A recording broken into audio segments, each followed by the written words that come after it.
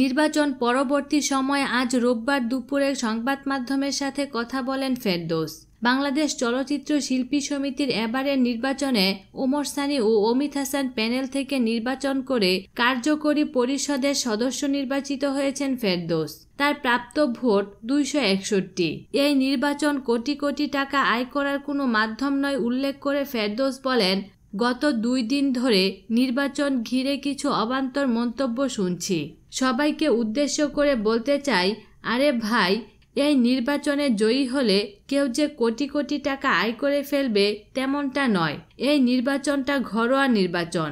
ঘরের প্রয়োজনে এই নির্বাচন করা হয়েছে। 3টি প্যানেল থেকেই কমিটির সদস্যরা এসেছেন। যারা পরাজিত হলেন তারা যে শিল্পী রইলেন না এমনটা কিন্তু নয়। সবাই একসঙ্গে কাঁধে কাঁধ মিলিয়ে কাজ করব। এই সমিতি আমাদের সব শিল্পীর। এখানে সবাই মিলেমিশে থাকব। এটাই সবার একমাত্র লক্ষ্য হওয়া উচিত। এবারে শিল্পী সমিতির নির্বাচন সুষ্ঠু হয়েছে বলে মন্তব্য করেন ফেরদৌস।